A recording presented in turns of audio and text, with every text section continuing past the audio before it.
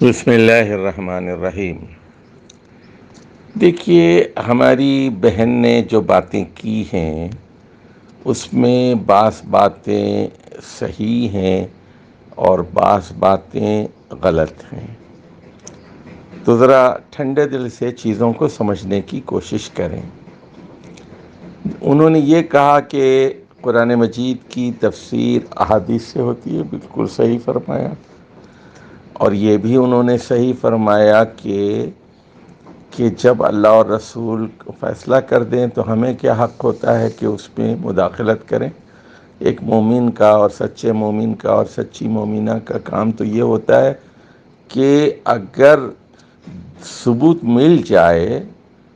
مل جائے تو من و ان اس پر ایمان لائیں اور چون و چرا نہ کریں، اور یہ کیوں وہ کیوں کیسے کا سوال نہ کریں۔ لیکن شرط ایک ہے کہ دیکھیں کہ واقعی وہ چیز موجود ہے کہ نہیں ہے، قرآن میں ہے یا نہیں ہے، حدیث میں ہے یا نہیں ہے۔ اچھا، اب آ جائیے جہاں تک رسول اللہ صلی اللہ علیہ وسلم کے مناقب کا تعلق ہے، اور جہاں تک اہل بیت اور حضرت علی کرم اللہ وجہ کے مناقب کا تعلق ہے، تو اس سلسلے میں 3 باتوں کو یاد رکھیے۔ پہلی بات یہ کہ کچھ مناقب ایسے ہیں جو صحیح احادیث میں موجود ہیں، صحیح احادیث میں۔ اب پھر میں بتاؤں گا کہ صحیح حدیث کسے کہتے ہیں۔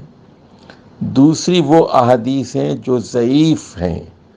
تیسری وہ ہیں جن کو ہم حدیث کے علم کی زبان میں موضوع، من گھڑت یا جھوٹی کہتے ہیں، جھوٹی اور من گھڑت کہتے ہیں۔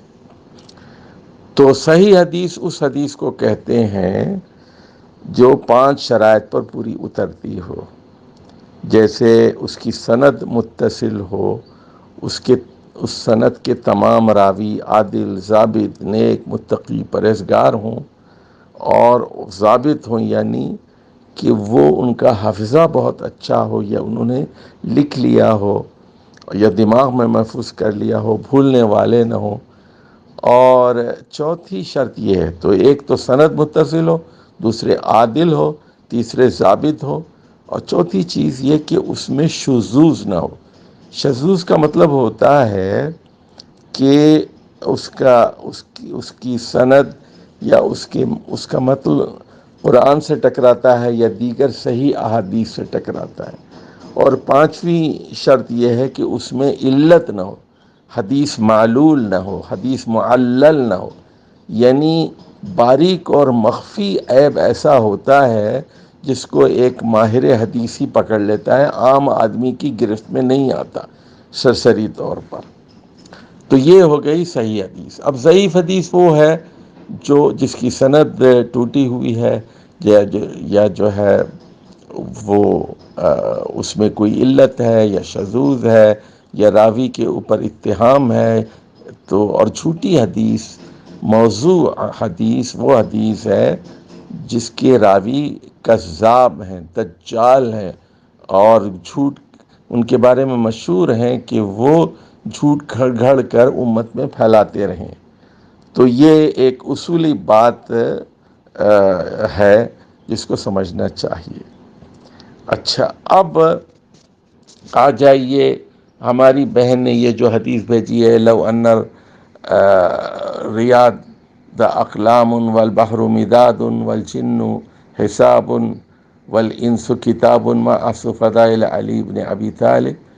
تو یہ حدیث من گھڑت اور جھوٹی ہے، یہ من گھڑت اور جھوٹی ہے۔ تو اب ہماری بہن نے ایک بات بتائی کہ وہ صحیح احادیث کی کتابوں میں، تو دیکھیے صحیحین تو جو مشہور صحیحین ہیں وہ تو ہے جناب صحیح بخاری اور صحیح مسلم، اور اس کے بعد پھر یہ صحیح ابن خزیمہ اور صحیح ابن حبان۔ باقی جو دوسری کتابیں ہیں 4 جنہیں سنن اربعہ کہتے ہیں، ابو داؤد، نسائی اور ابن ماجہ، اور جو ترمذی ہے، تو ان کے اندر 80% سے زیادہ حدیثیں صحیح ہیں، باقی جو ہیں وہ کچھ ضعیف ہیں، اور 2-4 جھوٹی احادیث بھی یہاں آ گئی ہیں۔ ان کو تغلیباً صحاح ستہ کہتے ہیں، چھ کتابوں کو تغلیباً، اس میں 2 تو صحیح ہیں، باقی 4 تغلیباً صحیح کہتے ہیں۔ تغلیباً کا مطلب ہے پریڈومیننٹلی ان کے اندر صحیح احادیث ہیں۔ اچھا، اب دیکھیے تمام احادیث کی کتابوں کو جمع کر کے ڈاکٹر ضیاء الرحمن العازمی نے جو الجامع الکامل شائع کی ہے، اس میں 16,500 صحیح احادیث ہیں۔ تو کوئی آدمی اگر صحیح حدیث سے مستفید ہونا چاہتا ہے صرف اور صرف، تو وہاں دیکھ لیں، اور وہاں تمام صحابہ کے مناقب موجود ہیں، رسول اللہ صلی اللہ علیہ وسلم کے مناقب موجود ہیں، اور صحیح احادیث سے ثابت ہیں، اور ساتھ ساتھ وہ قرآن کی آیات بھی دیتے جاتے ہیں۔ تو یہ بات ہر سچے مسلمان کو سمجھنا چاہیے کہ کوئی رائے کسی بھی مسئلے میں قائم کرنے سے پہلے قرآن مجید کو دیکھیں، پھر احادیث صحیحہ کو دیکھیں، اور ضعیف اور جھوٹی حدیثوں سے بچتے رہیں، بحث نہ کریں۔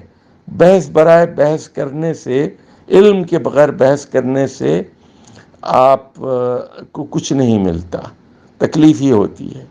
تو رویے مثبت رکھیں، منفی رویے نہیں ہونا چاہیے۔ اہل علم کی محفل میں بیٹھیے تو فائدہ ہوتا ہے۔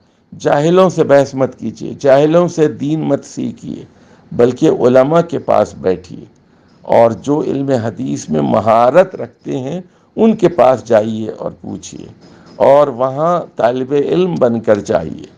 اور ہاں، آپ سوال کر سکتے ہیں، تحقیق کر سکتے ہیں، ان سے حوالہ پوچھ سکتے ہیں، سند پوچھ سکتے ہیں۔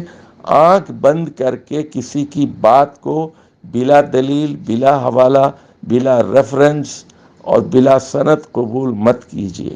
اللہ تعالی ہم سب کا حامی و ناصر ہو۔ والسلام علیکم ورحمۃ اللہ وبرکاتہ۔ ایک اور ضمنی بات یہاں بتا دوں کہ میری ایک کتاب ہے حدیث کی اہمیت اور ضرورت، اس میں میں نے ایک باب صحیح احادیث کے بارے میں لکھا ہے، ایک ضعیف احادیث اور ایک جھوٹی حدیثوں کے بارے میں، اور یہ بھی بتایا ہے کہ جھوٹی حدیثیں کیوں گھڑی گئیں، کب گھڑی گئیں، اور اس کے مقاصد کیا تھے، کیوں گھڑی گئیں، اور بڑے بڑے کذاب اور دجال کون سے تھے، اور یہ کہ رسول اللہ صلی اللہ علیہ وسلم کے بارے میں کون سی جھوٹی حدیثیں گھڑی گئیں، حضرت ابوبکر، حضرت عمر، حضرت عثمان، حضرت علی کے بارے میں کون سی حدیثیں گھڑی گئیں جھوٹی، اور یہ مخالفین اور موافقین کس طرح اپنے بزرگوں کی حمایت کرتے ہیں اور دوسرے بزرگوں کی شان میں گستاخی کرتے ہیں۔